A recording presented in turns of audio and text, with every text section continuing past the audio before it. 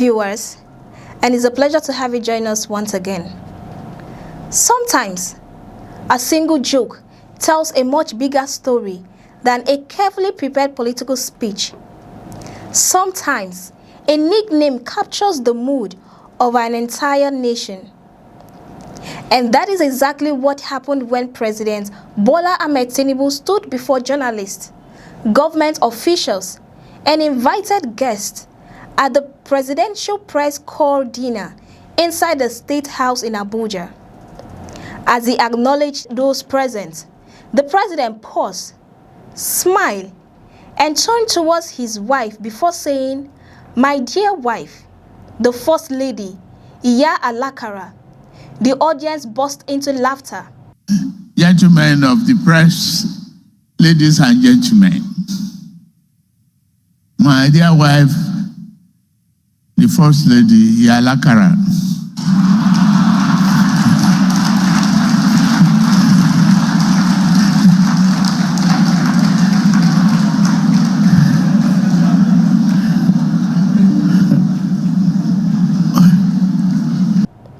It was light-hearted, it was playful, but behind the laughter lies a national conversation that refuses to disappear. Why did the president choose that particular nickname? Why has Iya Alakara suddenly become part of Nigeria's political vocabulary? And does the joke simply reflect a husband teasing his wife? Or does it also acknowledge the public reaction that followed the First Lady's recent comments on small businesses? Politics is often communicated through humor, and humor sometimes reveals more than official statements ever can. The remarks comes only days after First Lady Senator Oluremi Tinubu found herself at the center of public debate following comments she made during the Renewed Hope Initiative Empowered program. Speaking at the event, she encouraged Nigerian women to consider starting small businesses such as selling akara, roasted corn, and kuli-kuli, explaining that such ventures requires relatively little startup capital. We're trying to give hope, and to start akara business doesn't take a lot of money. To start roasting corn, or somebody even said about grant, you see they're saying that kuli doesn't take much. We didn't give them a loan, we gave it to them as a grant. The comments quickly spread across social media, where they generated both praise and criticism. Supporters argue that there is nothing wrong with encouraging entrepreneurship, particularly at the grassroots level. Across Nigeria, millions of families survive through petty trading and small businesses. Selling food items has helped countless Nigerians pay school fees, support families, and gradually build larger enterprises. From that perspective, the First Lady's message was simply about economic empowerment and self-reliance. Critics, however, viewed the remarks very differently. They questioned whether suggesting petty trading adequately addresses the deeper economic challenges facing millions of Nigerians today.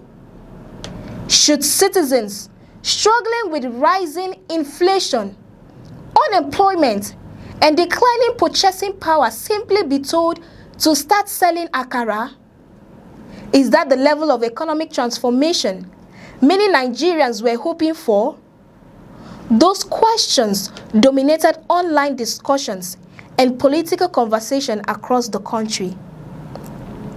As the debate intensified, the First Lady later clarified her position during another event in Jigawa State. She explained that her comments were never limited to akara sellers alone. According to her, the empowerment program was designed to support a wide range of petty traders, including sellers of tomatoes, peppers, vegetables, and roasted plantain. She also announced that the federal government had provided 100 million naira to empower 2,000 petty traders in the state as part of the program. I've told Her Excellency that we've already donated about 100 million to her to use to empower 2,000 petty traders. Against that background, President Tinubu's decision to jokingly address his wife as Iya Alakara immediately attracted attention. On one level, it appeared to be nothing more than a husband sharing a light moment with his wife before a friendly audience. The laughter inside the banquet hall certainly suggested that many present viewed it exactly that way.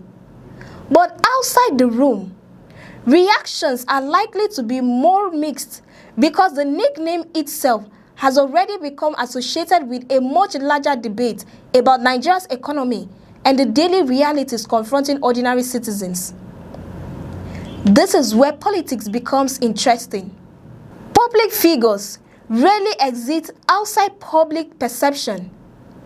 Once a statement captures national attention, it often develops a life of its own.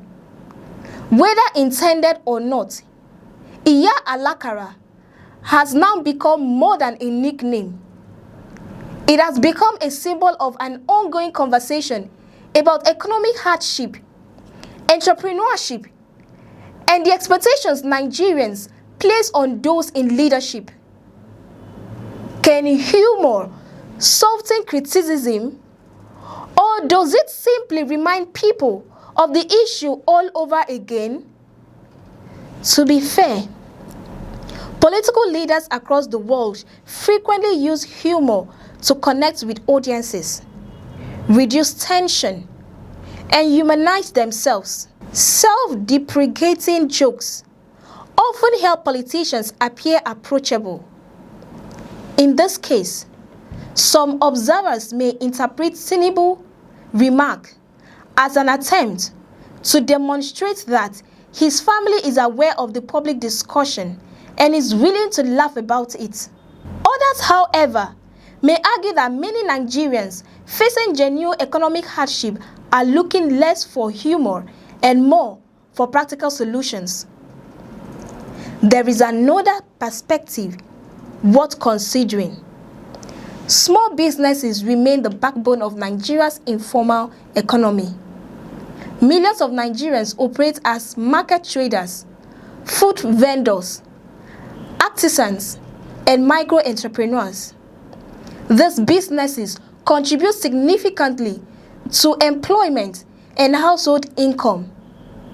Encouraging entrepreneurship is therefore not inherently controversial. The real issue is whether such encouragement is accompanied by policies that reduce inflation, improve access to credit, lower the cost of doing business, and create broader economic opportunities. That is ultimately where the conversation returns. Nigerians are debating whether selling akara is respectable. It certainly is. Honest work deserves dignity regardless of the profession. The debate instead revolves around whether economic policy should aspire to create opportunities beyond mere survival. Should young graduates dream only of starting roadside businesses, or should they also expect an economy capable of generating quality jobs, attracting investment, and supporting industrial growth? Those are the questions that continue driving public discussion. President Tinubu's playful remark has added another memorable moment to Nigeria's political landscape. It produced laughter inside the State House. It generated headlines across the country. And it once again placed the First Lady's earlier comments back at the center of national attention.